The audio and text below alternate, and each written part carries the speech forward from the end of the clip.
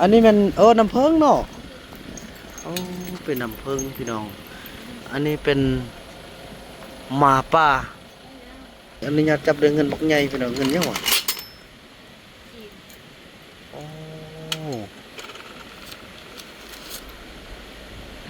อันนี้ได้มาจากค้ำมันบ่นี่โอ้ตีนพี่กงก้อยนี่ก็ตีนหีกงก้อย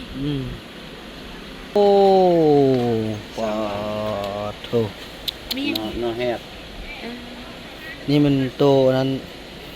แบบว่าโตเขาเจ้าเฮ็ดเอานะเป็นงาเทียมนะพอเด้ออย่าไปลงเสื้อเด้อโอเคนี่รับยังนี่นะมีลามหอกลามอ้นลามเม้นโอ้ก็หอกนะนี่ปิ้งฮอกยากบ่ยากโอเคโอ้ได้แน่นง่ายกินประพันธ์เอาบ่พอลามอ้นลามหอกลามเม้นลาบพุ่นน่ะเป็นรีสอร์ทเขากำลังสร้างอยู่โอ้ป้าโถเย็นขนาดเป็นแบบอันนั้นนะฮอดแล้ว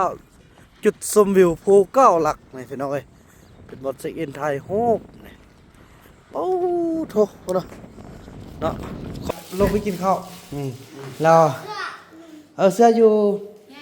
เยอะเอาไปเอาแม่ไหมอันนี้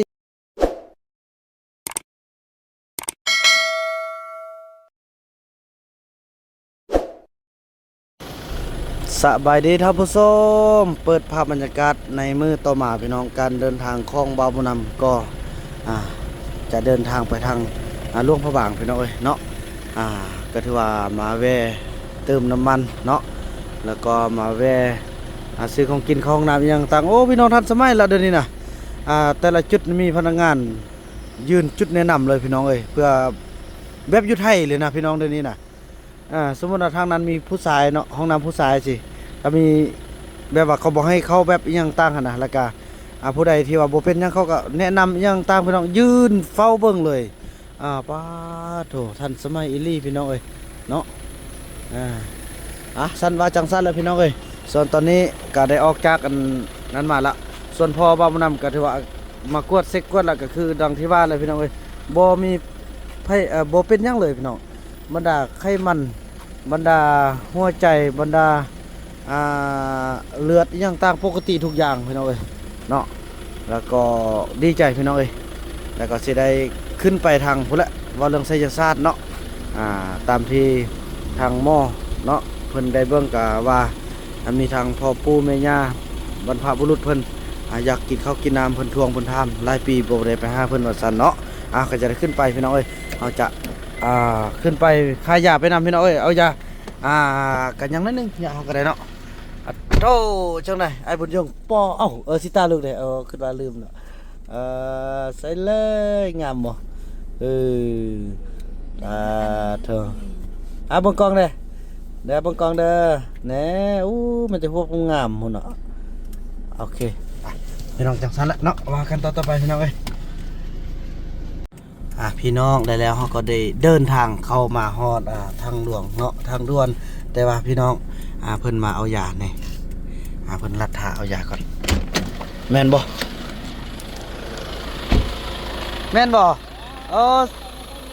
ว่าได้เด้ออันโอเคเพิ่นให้เข้าไปในเนาะแม่นละพี่น้องเอ้ย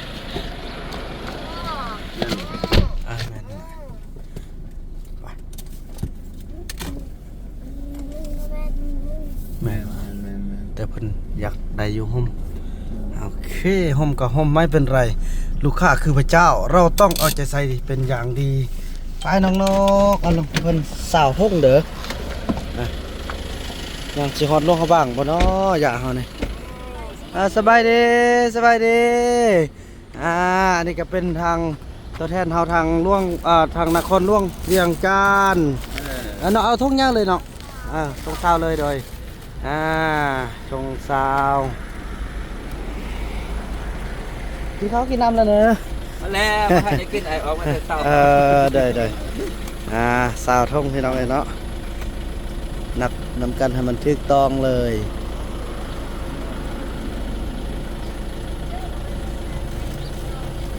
ครบแล้วเนาะ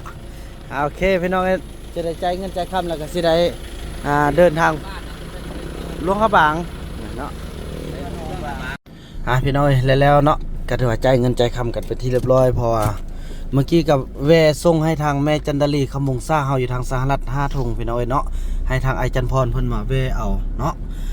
พอบ่นำก็สมาบ่มีเวลาจังซี่แหละพี่น้องขับรถหมดมือหมดคืนไปจังซี่แหละบางเทื่อเนาะเวียกหลายแดเมื่อกี้ก็เป็นตัวแทนอีกตัวแทนหนึงอยู่ทางนครหลวงเวียงจันทน์พี่น้องเอ้ยเพิ่นก็โอ้ไข่ปังๆอยู่เด้พี่น้องเอ้ยเนาะเอาไปมื้อนั้นก็สำบ่าวผู้นำบ่ทันได้วิทย์จากนครหลวงยาหมดแล้วเนาะเพิ่นก็เอาไปขายต่อป้าทุใดแบบนี้ไปไว้อยู่อันบ้านพอตรงเรื่องจาก10 ลังเนาะบ่อนแม่จันดาลีอันเพิ่นนั้นดุดให้นะพี่น้องจังซั่นแหละเดินทางแล้วก็ว่ากันตอนต่อไปเนาะไปพบกับสถานีรถทางเข้าเนาะพี่น้องทางด่วนโอ้ยสถานีรถไฟนี่คือว่ามาอยู่ในสมองตลอดแหละนอดีออดยนต์พุ่นน่ะยนต์บินขึ้นแต่ว่ามาเบิ่งว่ารถเฮานี่สิได้เสียตั้งแต่นครหลวงเวียงจันทน์ไปหาวังเวียงนี่เท่าใดพี่น้องเอ้ยเนาะก็จะว่าเรื่องน้ำหนักรถเด้พี่น้องเอ้ยแล้วก็ว่าจิแวเบียร์ซางนี่สิทันบ่นี่ลองโทรหาก่อนเนาะเพราะว่ามื้อนี้วันเข้าการได้ก็มันจังซั่นพี่น้องเอ้ยเดียวทางนี้บ่มีรถบรรทุกก็เล่นแล่นไหนขออะไรใส่น้ำหนักเลยแต่ว่ามันทุกยาวๆเลยบอกเขาก็บอกให้แล่นก็สถานีเก็บเงินพี่น้องเอ้ยเนาะอันนี้ก็จะเป็นอันนี้ยังมันเขตสะบานเฮายังไปได้ใกล้นี่ไปแล้วบ่แม่นละได้มานี่มันจะมีวังเวียงบ้านนาเลียนบ้านสีเกิดเนาะไปสายไปขวาไปซื้อแล้วมันเดินทางเข้าวังเวียงสู่ถนนทางด่วนโดยตรงเลยพี่น้องเอ้ยเนาะนี่เขาจะมีการบอกกันอย่างห้ามบ่ให้ขี่รถจักรนี่ไปห้ามหมดเนาะก่อนสิเข้าเพิ่นก็บอกเมื่อกี้นี่ห้ามรถจักรเข้าห้ามอย่างหลายๆอย่างเนาะพี่น้องเนาะแต่ว่าซองเข้านี่เฮาจะเบิ่งได้พี่น้องเอ้ยตัวใดมีสีแดงนี่เพิ่นบ่ให้เข้าเนาะจะมีซองสีเขียวเพิ่นให้เข้านะเห็นบ่จะมีอยู่ซองเห็นบ่หั่นน่ะเฮาสามารถเข้าได้อยู่ซองซองแดงบ่ได้นี่ไม่คูณสีแดงนี่บ่ได้เด้อเฮาจะเข้าซองที่สีเขียวแล้วมีลูกศรเท่านั้นพี่น้องเอ้ย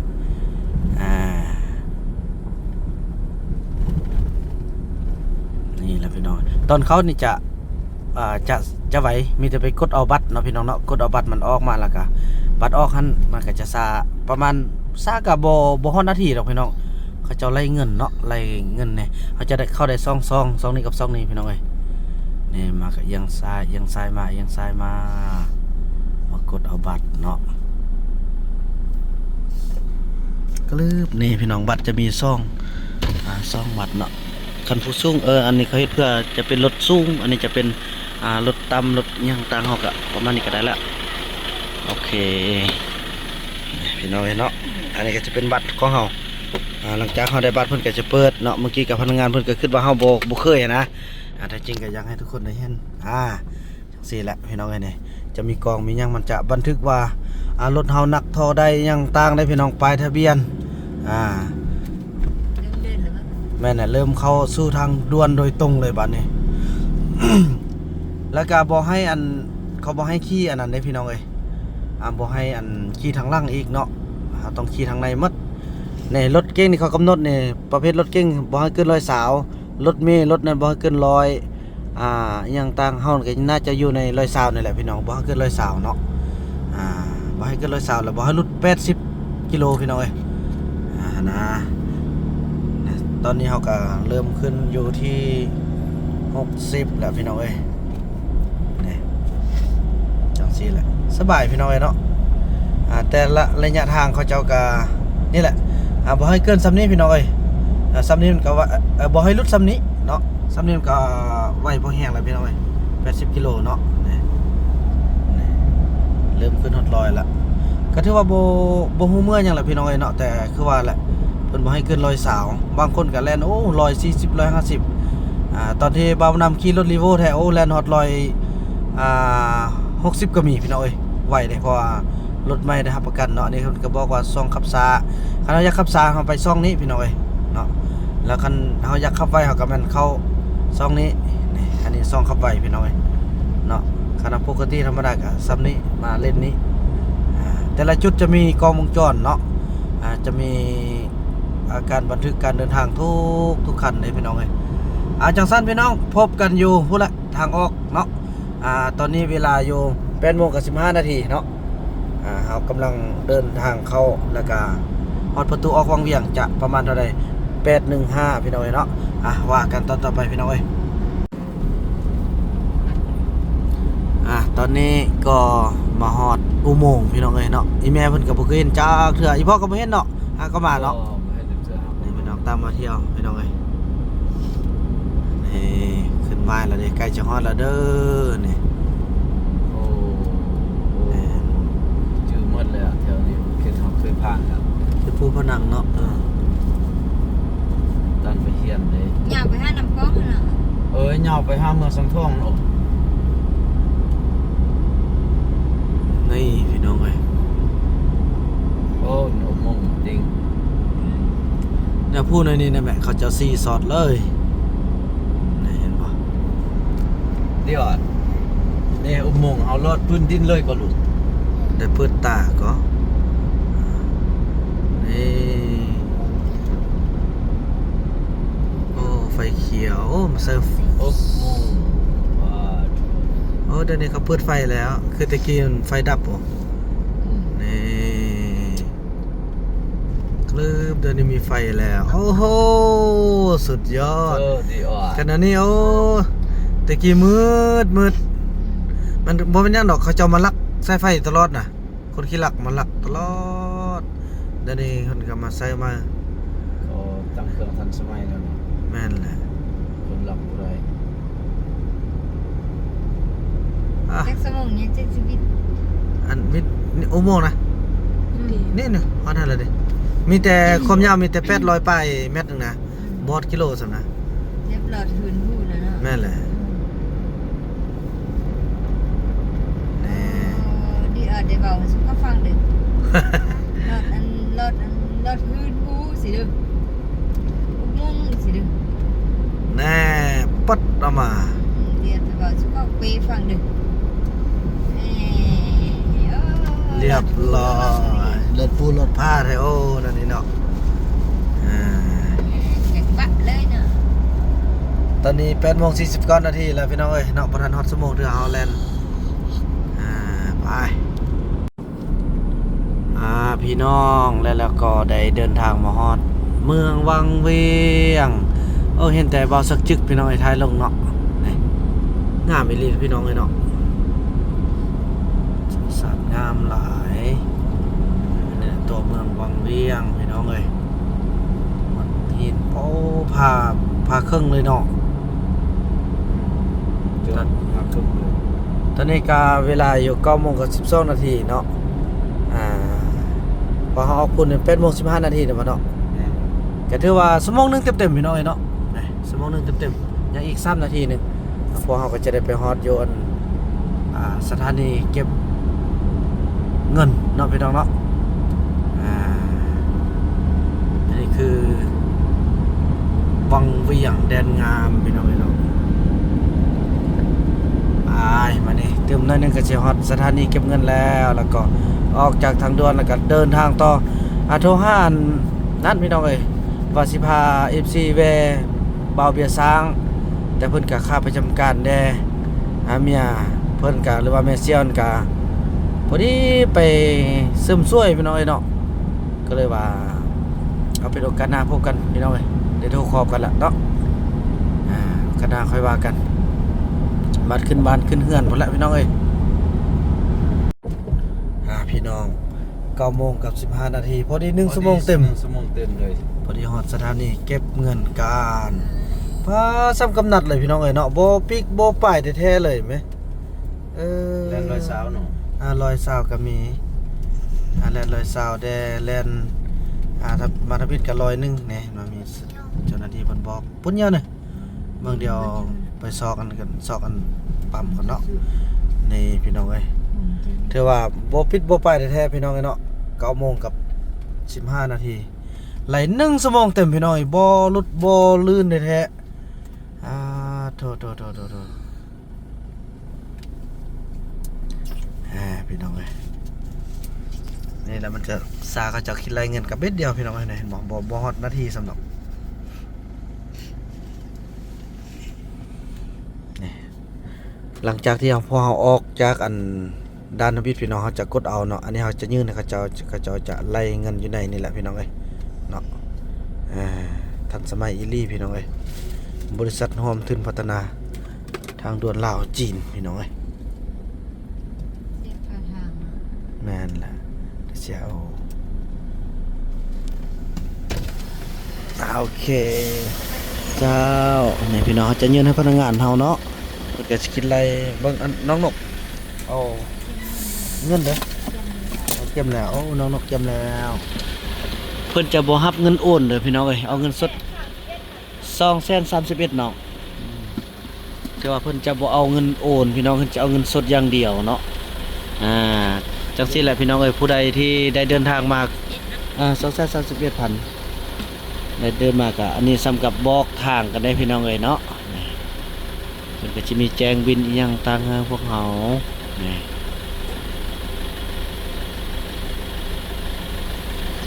กรุณาบอกพนักงาน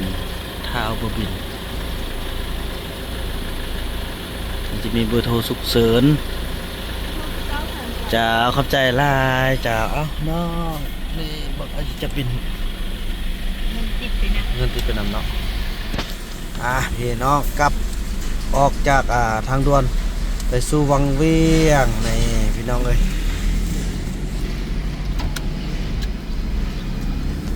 อันนี้จะเป็นบินของพวกเราพี่น้องเลยเนาะมันจะว่าเรื่องน้ำหนักยังต่างอยู่นี่หมดพี่น้องเลยเนาะสะดวกสบายอีหลีพี่น้องเลยเนาะบ่มีหยังยากพี่น้องเลยคือวังเวียงไปทางใดนี่ฮะ มันทางเลี้ยงเขาเลี้ยวซ้าย อันนี้มันไปทางเข้าในเมืองอันนี้ก็เข้าตัววังเวียงเนาะอาจจะได้ข้ามขั้วไปพวกนั้นเนี่ยพี่น้องเขตบริการน่าจะบังซอกห้องน้ำให้ดีออดก่อนพี่น้องจังสั้นเลยพี่น้องเนาะว่ากันตอนต่อไปพี่น้องเนาะ บอกแข็งๆเด้อพี่น้องก็ถือว่าจะได้ผ่านเมืองวังเวียงแล้วพี่น้องเนาะบ่ได้เห็นบ่าวเบียร์สร้างซะเว้ยเดี๋ยวถึงว่าบ่ได้เห็นเจ้าของก็เห็นบ้านเฮือนเนาะนี่แต่เพิ่นเศร้าซะแล้วแม่เฮือนแท้ๆแล้วอยู่พู้นอยู่อันทางบ่เดี๋ยวนี้นี่คือนี่ว่านี่ตัวนี้บ่ นี่หลังนั้นนี่ ดังนั้น บ่นี่หลังเก่า เรา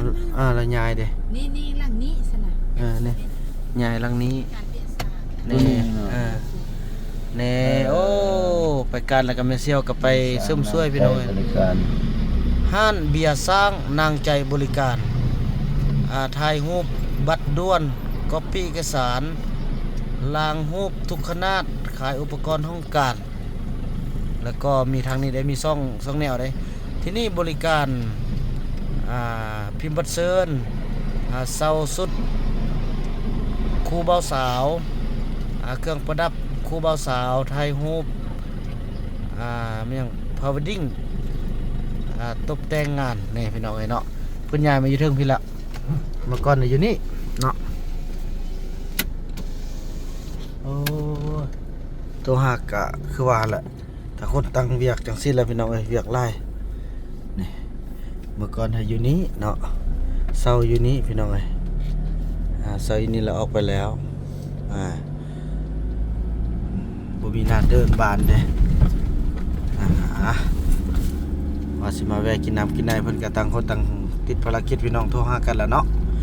พอเฮาก็มุ่งหน้าขึ้นไปทางกาสีขึ้นไปทางภูเกาลักพุ่นแหละพี่น้องเนาะไปทางหลวงพระบางเฮาพี่น้องไปเดินทางบัดนี้พี่น้องแล้วมาฮอดตอนนี้เฮาก็ได้ มาฮอดบ่หนึงที่อยากให้ทุกคนได้เบิ่งเนาะ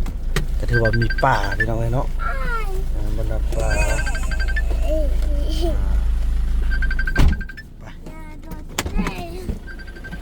อย่า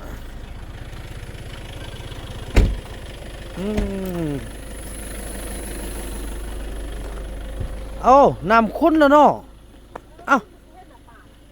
ปอเอ้าน้ำนี่คือว่าแบบยึ่งแบบนี้วะซ้ำนี้บ่เออโอ้พี่น้องเอ้ยนี่นิดเดียวเนาะเอาทุ่งเดียวก็ได้ละเอ้าฮะทุ่งเดียวนี่เนาะเงินตัวนี้เลยเอาเวียนน้องๆเลยบ่เห็นดีแล้วพี่น้องปกติอยู่ลุ่มพุ่นน่ะนี่อย่าไปอยู่เทิงพี่แล้ว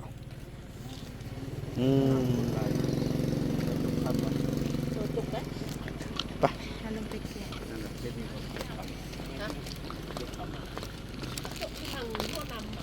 โอ้สมพ่อเนาะนำจึงคุ้นเนาะโอ้ยอยู่ทางเทิงเขาเจ้าจกแง่จกของพี่น้องเอ้ยให้นำคุ้นนะตะกี้นี่อยู่ลุ่มพุ่นน่ะพี่น้องป่าเนาะ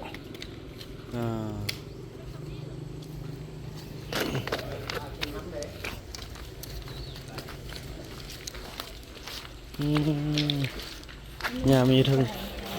วันนี้ข้าวเลยเป็นข้าวปลาเนาะนี่เห็นน้อยนึงพี่น้องเอ้ยโอ้ยเป็นปลาธรรมชาติเด้พี่น้องเอ้ยนี่ปลาจัดได้นี่นะ ปลาธรรมชาติอยู่แต่กินหัวอาหาร โอ้เรามาแล้วพี่น้องเอ้ย ไอ้ยงเกลือบ่ เอาลูกก็เลยเนาะเอาต้องให้เด้อเกลือน้ำแดงทำบุญนำการโลให้เด้อ โอ้เนาะพี่น้องปลาเนาะ ต้นนี้ เขาไปดูอันต้นกลางด้วยเกลือเด้อ ได้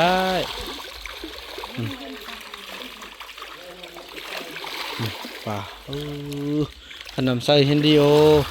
แล้วก็ตัวใหญ่ใหญ่เลยยีลุ่ม ปลาจัดมันหลายเนาะ มันแหละขนมใส่นี่เห็นเอาตัวสำแข้งอยู่พอปลาธรรมชาติ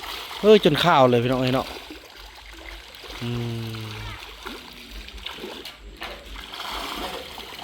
ไอ้ยงบวกเกินนี่ ก็ไม่อยู่ ไอ้บน ที่มอเลย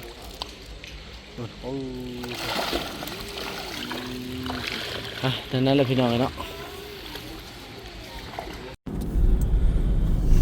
แล้วพอเฮาก็ได้เดินทางมาฮอดบ้านอันนี้น่าจะเป็นบ้านพระบ้องบอกพี่น้องเป็นจุดเดียวที่น่ารับประทานอาหารได้พี่น้องคันว่าได้เดินทางมาทางกะซี่วังเวียงนี่จะมีแบบอาหารธรรมชาติมีลาบมีอย่างหลายๆอย่างเดี๋ยวเราไปเบิ่งกันนะพี่น้องเลยทางน้ำแหละพี่น้องเลยมีต่อมีปิงแบบสัตว์ป่าอย่างต่างก็มีไล่ได้พี่น้องเดี๋ยวว่ามื้อนี้เราจะเอาเมนูมากินเป็นย่างเนาะ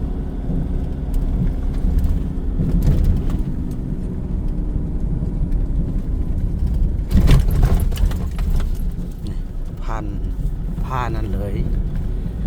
แล้วก็มีห้อย เข้ากลางพะบอง ลิบเข้าทางกลางผ้าเลยพี่น้องนี่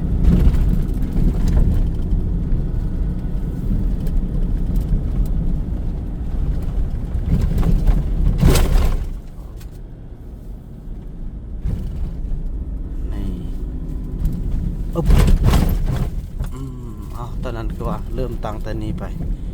เดี๋ยวนี้คือว่าอยู่ทางน้ำบนนองเขาจัดเป็นระเบียบมากแล้วได้ผ่านนี่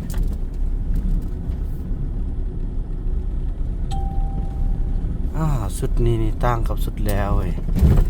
เมื่อก่อนนี่เขาจัดลงไปลุ่มหมดเลยบอก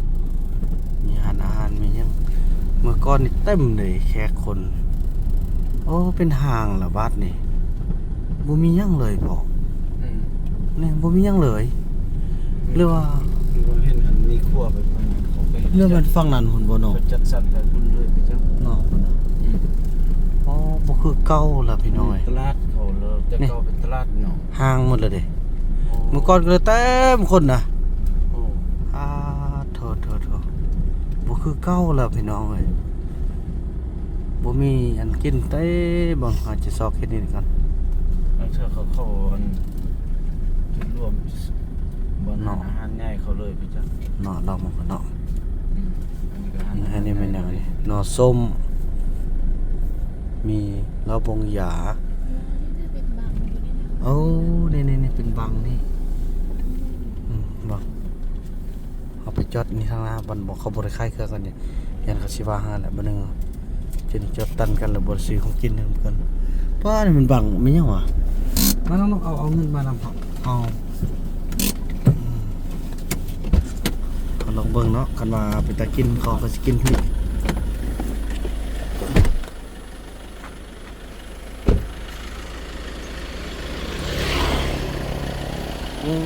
โอ้นี่เป็นเหล้าบองยาเนาะอ๋อพี่น้องอันนี้มันน้ำเพิงเนาะโอ้เป็นน้ำเพิงพี่น้องอันนี้เป็นหมาป่าโอ้โดยอ๋อ แก้วมาใส่สิอันนี้เป็นส้มเป็นพี่น้องมีทุกแนวเลยได้อันนี้ก็มีเงินมั่นอีหยังโอ้นี่อันนี้อยากจับได้เงินบักใหญ่พี่น้องเงินยังวะโอ้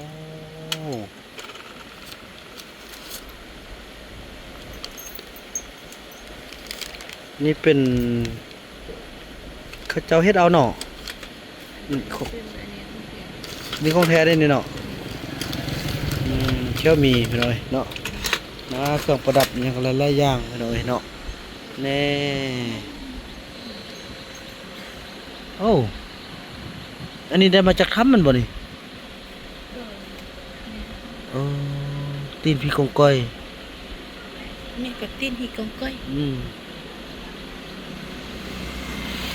อันมือนี่เด้น่ะ โอ้มังหินเนี่ยสร้างเฮ็ดเนาะมันได้มาจากถ้ำเลยวะนี่จีนี่เป็นคู่เลย อันนี้คือเป็นคู่โอ้มีหลากหลายพี่น้องเอ้ยเนาะเดี๋ยวโถมีเห็ดมีหยังนะมีผ้าอันนี้เป็นเห็ดลินจื้อนี่พี่น้องเอ้ยอันนี้ยัง ข้าวโพดเนาะโอ้ปาโถ มี เนาะแฮด นี่มันโตนั้นแบบว่าโตเขาเจ้าเฮ็ดเอานะเป็นงาเทียมนะพอเด้ออย่าไปลงเสื้อเด้อ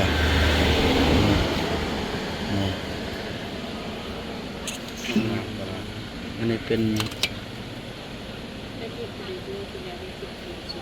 มาสร้าง ของก๊อบหมดเพาะเขาเจ้าเฮ็ดเอาเองหมดยังคงใช้จักรยางโอ้หับส้มเบิ่งนำกันเพิ่นเอาเอ้ยอันนี้ดาบเนาะมีหมดเลยเนาะ นั่นล่ะ ทุกแนวเลยพี่น้องเอ้ย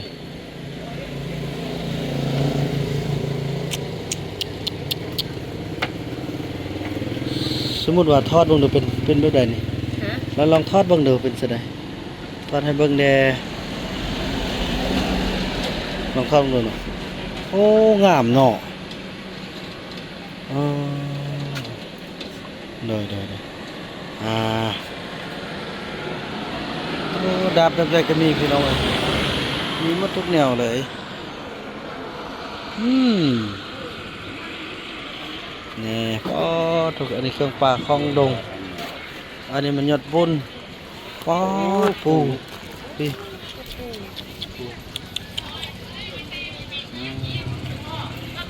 แม่นบ่ค่อยคือได้บ่แม่นได้เนี่ย โอ้ผักกูดโอเคนี่ลำยังนี่นะ มีลำหอกลำอ้นลำเม้น โอ้ กระหอกนะ นี่ปิ้งฮอกยากบ่ ยาก โอเค โอ้ โดย คะแนนง่าย กินน้ำปลาพันธุ์เอาบ่พอ ลำอ้นลำหอก ลำ ลำเม้น ล่ำเอาบ่พอหรือว่าเฮามากินข้าวนี่เลยก็แล้วบ่อ๋อซื้อนี่กินนั้นได้เห็นบ่ ได้นี่รู้นี่ อันนี้มันหั่น ตัวนี้ตัวอย่างตัวนี้เบิ่งมาตัวเม้น ล หมาย ำลำเม่นเนาะ ตัวหอกมันหมาย เอ่อ ตัวอ้นเหรอไอ้หมายอันนี้ตัวโอซื้อ ตัวออน บางเฮาได้ยังแม่ เสียหนึ่ง บางละเส้นหมดเลย เลย เพาะจีเอาตัวใดบ่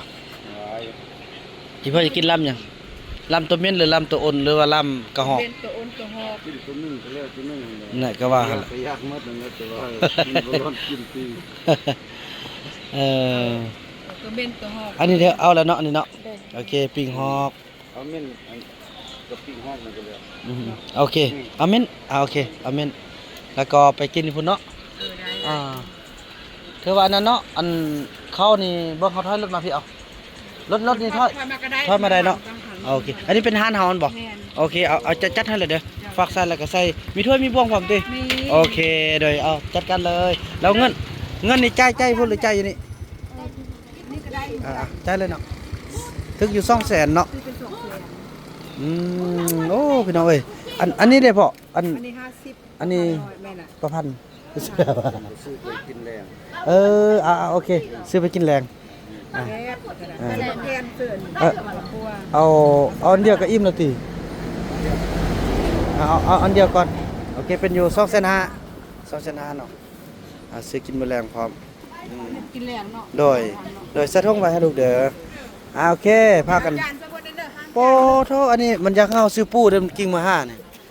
กินมาจะเป็น กิ่งมาแต่พุ่นเนาะไว้ให้เพิ่นก่อนพี่น้องเอ้ยไปเข้าไปกินข้าวที่พุ่น สั่นเป็นระเบียบเนี่ย น้อแม่นจัดสั้นเป็นระเบียบมาเบิ่งสิได้ไปถอยรถมาก่อนพี่น้องเอ้ยปะโตต้องแห้งสิเอาเหล้าดองหยานะเอารุ่นใดไม่พี่น้องเอ้ยเราบ่อึดเลยโธนี่พ่อพ่นเม่นนี่คุณเม่น ตินเนี่ย ตินเหยือง ก็บีมันสิมันบีแท้เนาะ ดีแท้พุ่นเนาะยาเหล้าดองหยาตินเนี่ย ยอดเนาะไปไปนั่งโต๊ะท่าเลย อันบอกเขาได้มีแล้วเอาแต่ของกินใส่กินอาหาร อันกินอยู่ก็ได้เหรอ อ่ะไปถอยรถมาก่อนพี่น้องเอ้ยทุบมีหลากหลายอย่างเนาะโอ้น่าสนใจพี่น้องเอ้ยเนี่ยเขาจะเอาเป็นจัดเป็นระเบียบเด้พี่น้องอยู่ฝั่งนั้นมันจะมีขั้วข้ามไปเป็นส่วนอาหารอยู่เบื้องนั้นอีกพี่น้องเอ้ยเมื่อก่อนนี่มันติดเข้มทางแล้วมันแออัดโพสเดี๋ยวนี้เนี่ยโอเคละพี่น้องเอ้ยเนาะไปกินข้าวกินน้ำแล้วก็เตรียมเดินทางพบกันต่อไปเนาะเธอว่ากินข้าวอิ่มแล้วบ่ลูกกินข้าวอิ่มละโอเคเตรียมเดินทางกันเนาะบาทนี่พี่น้องเอ้ยโอ้อาหารก็มีแต่อาหารแซ่บๆกันพี่น้องเอ้ยเนาะอาหารบานๆอาหารแบบที่พวกเฮาอันนั้นเนาะไปแก้วเดินทางโอ้อันนี้มันหน่อส้มเลยนี่เนาะตัวพี่น้องเอ้ยคนหน่อส้มไปกลับเลยเด้อกลับก่อนขอบใจหลายโดยโอ้อันนี้ก็ถือว่าหลากหลายอันพี่น้องมีเครื่องประดับมีหยังต่างเนาะก็สิได้ไปซ้อมรถได้พี่น้องรถมีปัญหาหน่อยนึงก็คือน้ำมันเครื่องย่อยเฟืองท้ายพี่น้องเอ้ยเนาะไปบาทนี่เถอะอิ่มน้ำสำราญกันแล้วค่อยไปมานี่ยังอีก38กิโล37กิโลเนาะจะฮอดเมืองกาสีแล้วก็จะซ่อมรถแล้วก็เดินทางต่อพี่น้องเนาะขอให้เดินทางด้วยความตลอดปลอดภัยเด้อเนาะพี่น้องแล้วเขาก็ได้เดินทางมาฮอดเมืองกาสีเนาะนี่มาซ้อมรถพี่น้องเลยโอ้โหก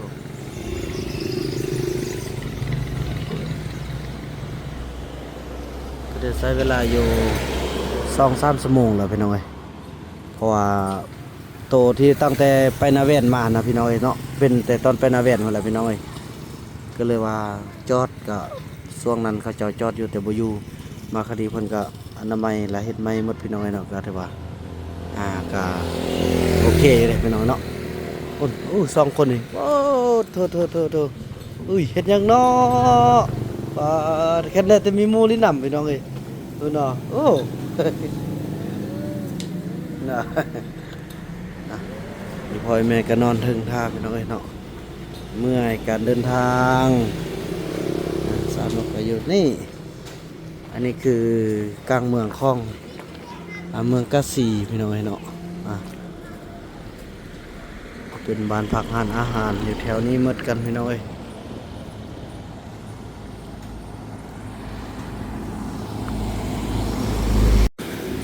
พี่น้องตอนนี้ก็ถือว่าเซ็กรถเป็นที่เรียบร้อยพี่น้องเอ้ยเนาะว้าโถอันนี้อกดีใจพี่น้องเอ้ยเพิ่นเฮ็ดละเอียดดีขนาดเลยกำลังเอาตีนขึ้นละนี่เอาตีนสำรองขึ้นละแล้วก็เปลี่ยนน้ำมันเบรกน้ำมันเฟืองท้ายพี่น้องไม่เนาะอันนี้ตัวเก่าตัวใหม่ก็ถือว่าสำเร็จไปเซ็กใหม่หมดละก็ถือว่าตอนนี้ก็เป็นเวลาอยู่3:21 นาทีพี่น้องเอ้ยก็คาดกะว่าสิได้ไปนอนอยู่ทางโรงพยาบาลเนาะตัวเมืองเลยเนาะค่อยไปพี่น้องเอ้ยเพราะว่าแล้วก็สุดที่แหละเดินทางมาหมดมือเลยนี่เดี๋ยวจะให้เบิ่งเด้อบอลที่เฮาจอดมานี่เนาะเป็นแต่บุญพี่น้องเอ้ยมาฮอดในเมืองก่อน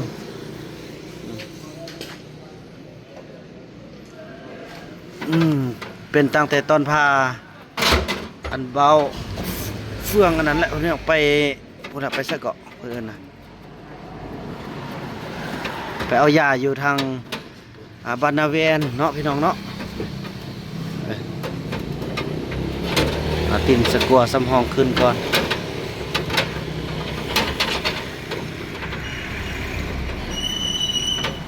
นี่พี่น้องบอลเป็นนี่ให้เบิ่งเนาะโอเค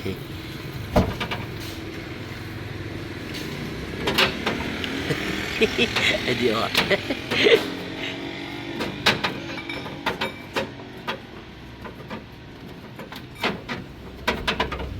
โอเคใส่ต้นไม้เลยนี่น้องไงเนาะจอดไหมมันหัวหมดพี่น้องเอ้ยสำเร็จกันไปก็จะมีแต่เซ็กบินแล้วก็สเกียมเดินทางต่อกันพี่น้องเอ้ยเนาะผ่านภูเกาลักคนแหละเป็นเส้นทางที่สั้นและก็โหดที่สุดพี่น้องอยู่ในประเทศลาวเนาะเดี๋ยวบ่าวนำจะเก็บภาพบรรยากาศให้ทุกคนได้เบิ่งแต่ละระยะกันพี่น้องเอ้ยเนาะพี่น้องระวังที่เซ็กบินเนาะก็ถือว่าอายงเพิ่นกะอยากกินปิ้งมันเย้อาหารที่มักมันบ่นี่เอาตัวใดลูกเลือกเอาสาวนกก็อยากกินเนาะพี่น้องเอ้ยแม่มาเอานี่ไหมนี่พี่น้องเอ้ยอาหารที่เพิ่นมักเด้เอาเลือกเอาอันนี้ปิ้งกล้วยลูกนี่ปิ้งกล้วยนี่ปิ้งหมันเพิ่นพากลางเพิ่นใส่ยังไง เสื้อผ้าบ่ใส่กับมือ อ๋อ ใส่มะพร้าว ใส่มะพร้าวโอ้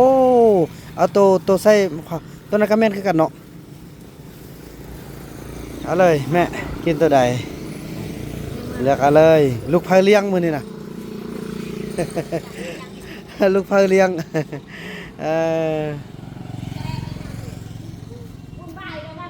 ใส่มะพร้าวบ่ ใส่ก็ใส่เลยเอาเลือกเอาเลยเบิ่งอัน ลูกสีน้ำหาปิ้งมันนี่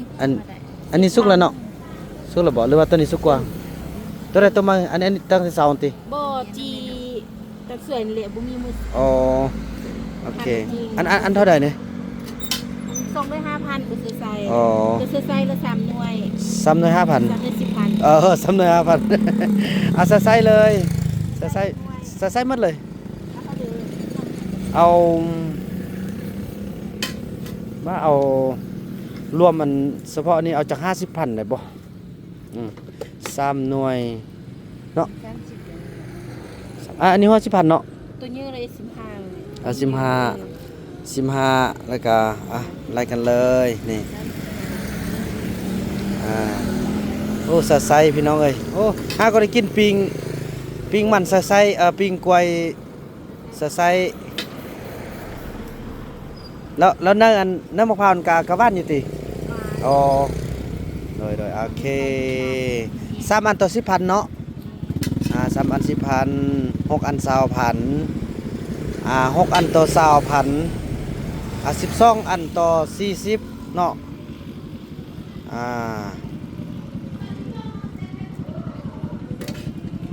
ลายโคตรไม่ทันหมดทัน โดย ลูกย่องอันนี้ลูกไม่เอาแล้วเนาะ นี่เท่าไหร่ อัน10,000 ฮะ 10,000 ทำตัวน้อยแค่ตัวได้บ้านโบมันแพงคือ ตัวน้อยก็เลยอันแน่นนุบดีก็ใหญ่แล้วมันโค้ง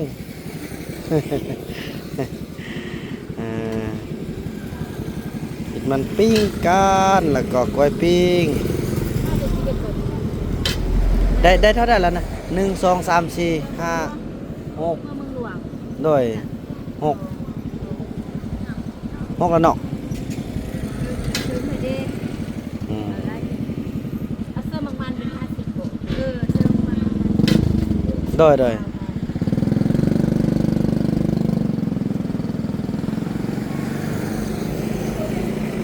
หอมกรุบเลยพี่น้องเอ้ย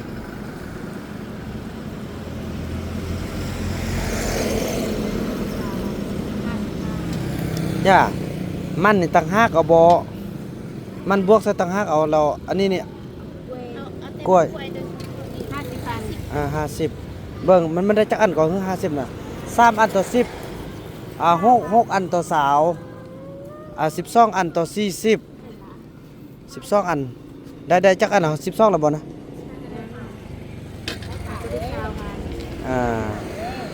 เอามันเอากล้วยนี่40เนาะเอากล้วยนี่40ก็ได้แล้วก็บวกใส่ตอนนึงก็คู่กันละติคู่ละเนาะคู่ละเอามันเอากล้วยนี่40แล้วเหลือจากนั้นก็บวกใส่ตัวนั้นเลยนี่พี่น้องเนาะ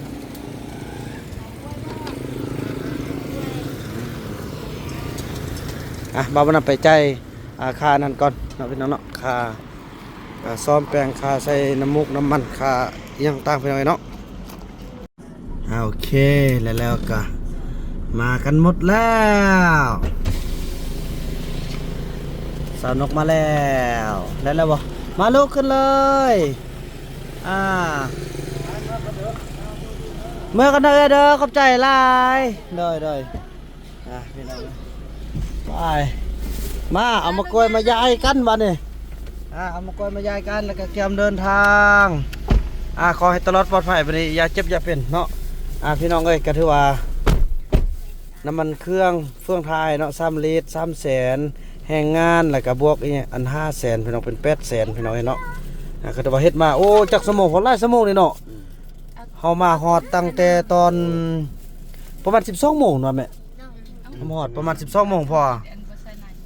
ตอนนี้3 โมง 4 โมงหยังพี่น้องเห็นไหมโถ12 1 2 3 1 2 3 4 4ก็ชั่วโมงกว่าพี่น้องเอ้ยเดี๋ยวเพิ่นโอ้ใจเพี้ยนขนาดเฮ็ดดีมากินน้ำแดงแซ่บบ่พี่น้องเอ้ยจังซั่นพี่น้องเนาะก็สิได้เดินทางแล้วก็พบกันตอนต่อไปเด้อพี่น้องเนาะพี่น้องเอ้ยเส้นทางรถไฟที่ออด อันนี้เคยขี่อันเทื่อนึงเด้พี่น้องเอ้ยนำยาแม่จันทรีเขามงษาเนาะสนุกก็ได้ขี่นำเนาะ โดย บุญมีก็ไปเนาะ แม่น บุญมีสาวนกเนี่ยอันมันทางตัวนี้ได้พี่น้องเอ้ยห้าระวังเด้ยันลงเด้อไปซื้อแล้วออกอยู่เมืองหลวงคือกันแต่ว่าเป็นทางสลับพคุณเนาะเลี้ยวซ้ายนี่ก็จะเป็นไปทางภูเกาหลักทุ่มมา แม่นบ่แม่นละเนาะ3อย่างละเนาะนี่แหละพี่น้องเอ้ยไปเทื่อมักลงอันนี้จะเป็นเข้าทางภูเกาหลักอันนั้นเข้าทางสลับพคุณแต่ว่าออกบอนที่บ้านบุญนำไปค่ายยาอยู่ที่บ้านดอนหมู่พี่น้องเอ้ยออกเมืองเชียงเงินเนาะก็ออกคือการต่างแต่ว่าเส้นทางนั้นมันจะค่อนข้างจะโบปานใดพี่น้องเอ้ยเนาะอันนี้มันก็จะสะดวกกว่าเนาะนี่บ่ลงละบ้านนี้ฮอดนี่แล้วโอ้ทางรถไฟนี่ ดี๋ยวนี้ได้ยินข่าวว่าจะสร้างสะพานเนาะไทยลาวได้พี่น้องรถไฟลาวจีนเนี่ยไปฮอดไทยมันได้พี่น้องเดินทางนี่สะดวกสบายพี่น้องเอ้ยเดินตั้งแต่นครหลวงเวียงจันทน์ไปหลวงพระบางนี่ใช้เวลาเพียงชั่วโมงกว่าเท่านั้นพี่น้องเอ้ยปกติเฮาขี่รถธรรมดาเห็นบ่มาเป็นมือพี่น้องเอ้ยเนาะมาเป็นมือพุ่นเด้แต่นี่ก็สะดวกสบายลัดผู้ลัดผ้าพี่น้องเอ้ย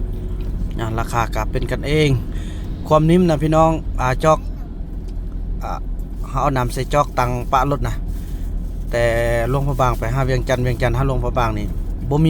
มีโลออกได้พี่น้องเอ้ยความมันนิ่มความมันเที่ยงแล่นนี่ไวได้พี่น้อง160 กิโลเมตรต่อชั่วโมงเนาะอัตราการแล่นของรถไฟนี่ก็ถือว่าดีหลายได้พี่น้องเอ้ยสุดยอดเลยว่ากันต่อไปพี่น้องเนาะพี่น้อง บอนนี้ที่บอนนี้บอนอันเป็นต้นเนื้อนะบ้านนี่วะพูดตัวนี้นี่เนี่ย พี่น้องเอ้ยเนาะตอนนี้เราก็ได้เดินทางมาฮอดอันภูกองลัดละพูนพี่น้องเอ้ยจะให้เบิ่งเด้อผมหมายที่ว่าสูงสุดพุ่นน่ะ นักไฟอยู่จม เอาอันนั้นมันยังว่าเข้าๆนั่นน่ะ เสือ ถึง เข้าไปทุ่งหน่อยเจ้าแม่ยังก็ต้องมันอัน นี่แหละพี่น้องเอ้ยอยู่พูดตัวใดก่อนมันเคลื่อนทันที นี่จากรถนั้นไปบอก อ้าวรถนั้นเป็นอย่างอยู่ๆละมาม่วยอยู่หั่น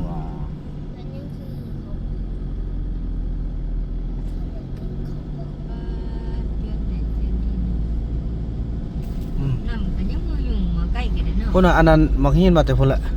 เรามาท่วมหน้าท่วมนั้นเมิดรถนี่มันรถเขาต่ำกันเต้นี่น่ะเนาะมีปัญหาแล้วนี่น่ะ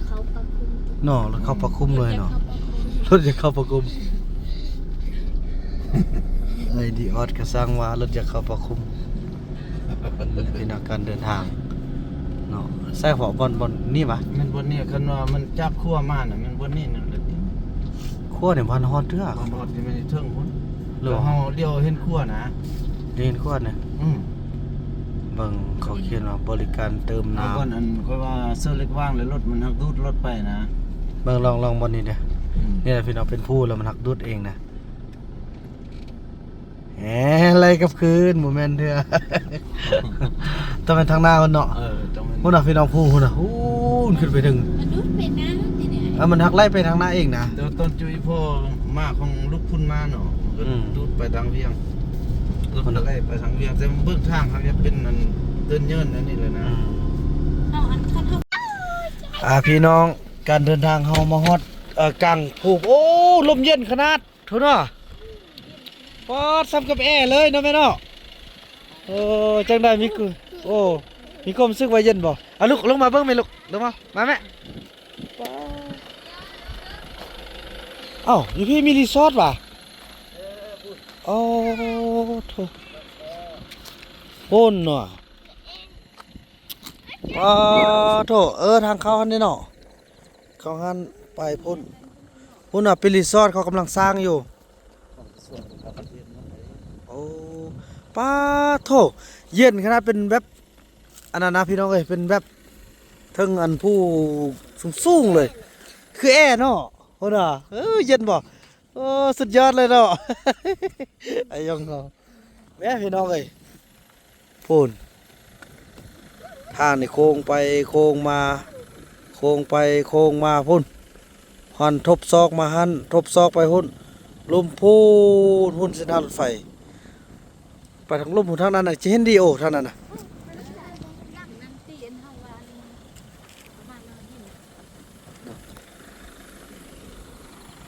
พี่น้องเย็นดีขนาดเนาะสุดยอดแต่นี่นะรีสอร์ทตัวนี้นะไปตาเข้าไปเบิ้งแถวเย็นขนาดเลยโถคุณเอาเดินทางมาแต่คนละมาแต่บางเวียงมาแต่คนละเย็นดีเนาะลูกเนาะป้ายอมว่าลมนี่เป็นลมเย็นพี่น่ะลมขี้เฟื้อนะลมมันผ่านอันนั้นน่ะผ่านเมฆผ่านเฟื้อน่ะพี่น้องสุดยอดเลยพี่น้องเนาะ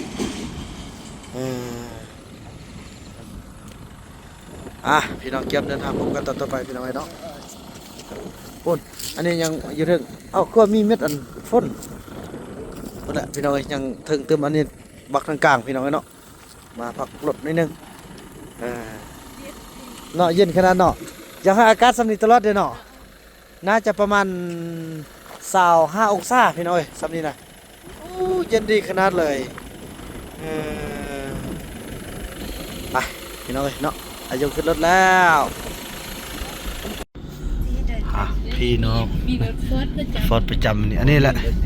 รถฟอร์ดคันนี้มันจะอยู่นี่เลยแหละ เนาะถูกแค่ไหนจะมีรถ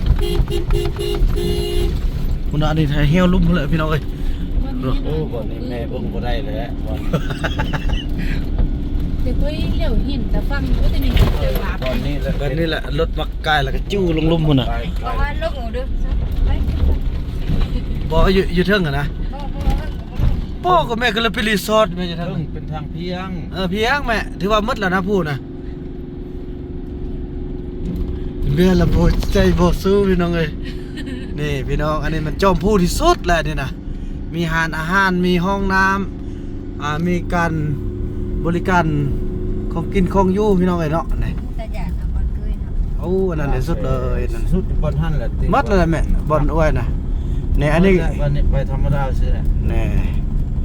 นี่จอมผู้ มันยากเลยแม่ หมดแล้วได้แม่เรียบร้อยมาฮอดอันพุ่นน่ะคือว่าฮอดคันว่าสิสูงแล้วได้แม่บ่เข้าไปแวะเบิ่งได้เด้อ ใช่แหละเบิ่งคิดหน่อยเนี่ย บ่เข็นนอกกันเด้อโอ้บ่คักได้แม่ ทำคลิปลูก ไว้เบิ่งได้นึงซะเนาะนี่นั่นได้ก็ได้มานี่ผู้ใดบ่มาน่ะพุ่นน่ะพี่น้องโดยสูงสุดแล้วนี่นะไปซื้อหยังกินได้เนาะ จดเงิน จะไปมองเงี้ยเลย ผู้เล็กเก่าลัก ผู้ก็รัก เก่าลัก อายงลูก มาเยอะ แน่โอ้โท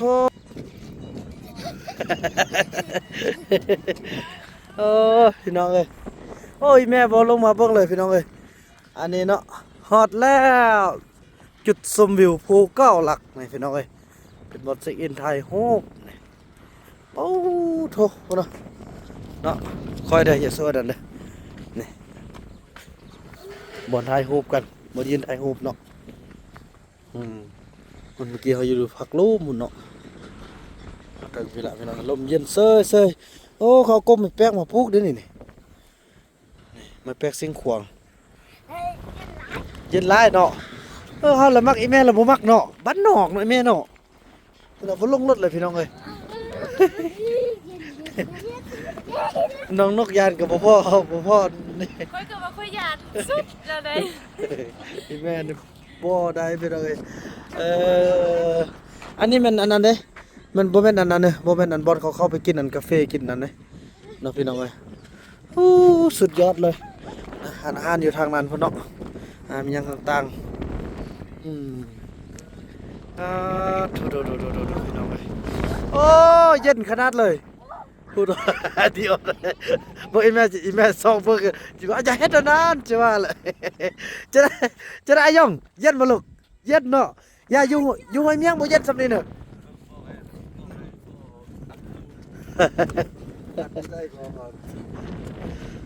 ยันก็ยันให้ยันมาอีแม่เลยกันสมมุติว่าเฮาขี่ยนต์คือสิบ่ได้หรอกเนาะแล้วมันขี่ยนต์แล้วมันได้ฮอ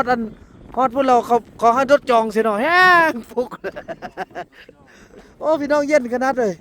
พุ่นน่ะบ่เด้อบัดแม่ละยันเนี่ยว่าบัดลูกนะห้าวบ่ห้าว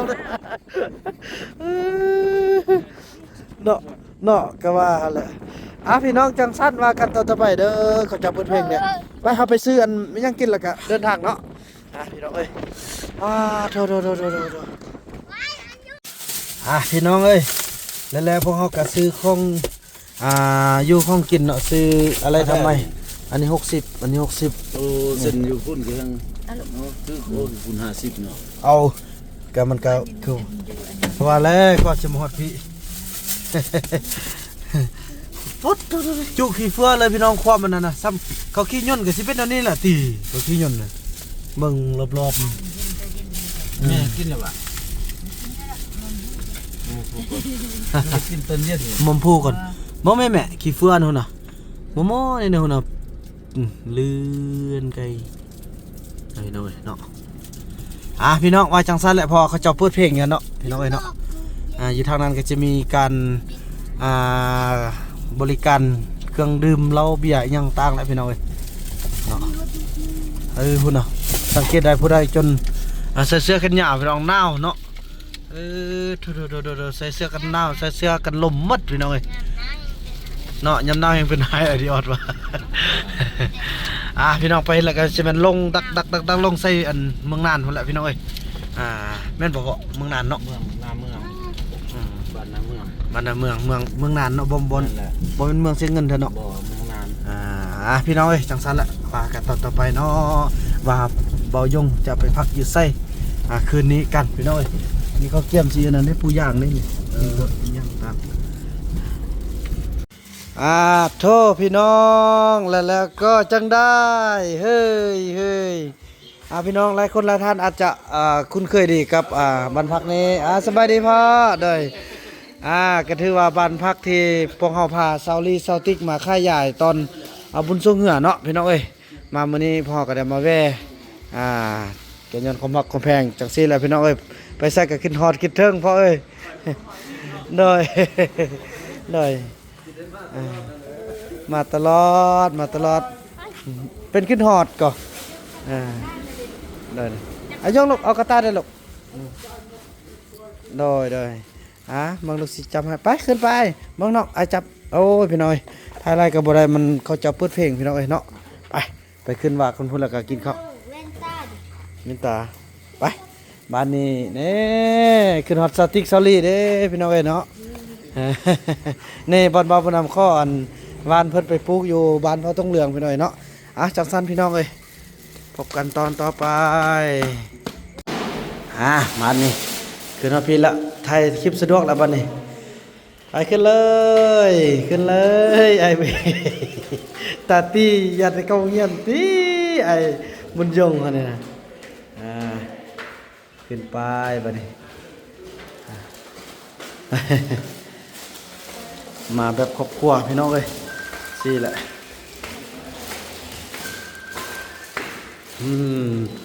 นี่มาตอนนั้นให้พักห้องเบอร์นี่เบอร์6นี่แม่เบอร์6เอาด้วยลูกเอาเบอร์ไหนลูกเบอร์เป็นโอเคเบอร์6ครอบครัวไอ้บุญยงเข้านำอันนี้เลยอันนี้เป็นเตียงคู่นี่เลยอันนี้อันนี้อาจจะโอเ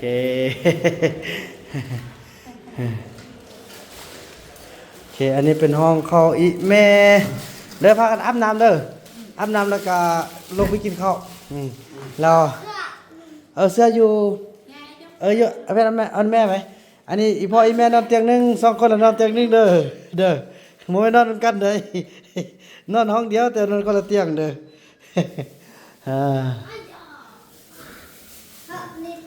อโดยอันนั้นแล้วเจ้านั้นมากินข้าวลูก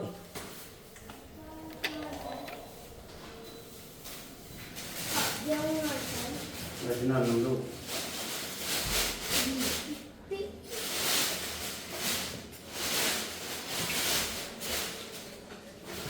คือบนโอ้ยครับคือบดินบนหอพักเนี่ยบ่สเปรย์ให้นอนเสียเงินบ่นอนเสียเงินดีก่อนครับมามันอันนั้นรถติดครับแต่นั้นนึงเพื่อเซ็กรถมาแวะเซ็กรถนะอยู่เมืองกะซีห้างก็พอดเลยนี่บ่ทันเลยนี่ครับโทรศัพท์ยังห้างก็ปุ้งเครื่องนี่เดี๋ยวบ่รู้สิแปลงเครื่องอันนั้นขึ้นผู้เขารับมึงติ้งจนหน้าเรื่องเลยเนื้อเจ้านั้นเราเอาไปกินข้าวกันเนาะ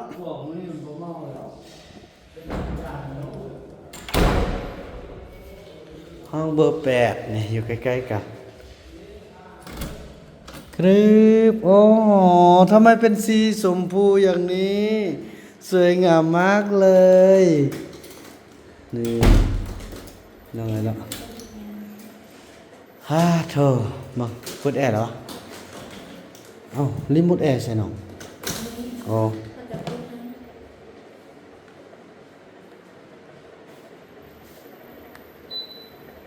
แค่นั้นเลยมัดพัดลมเลยเนาะ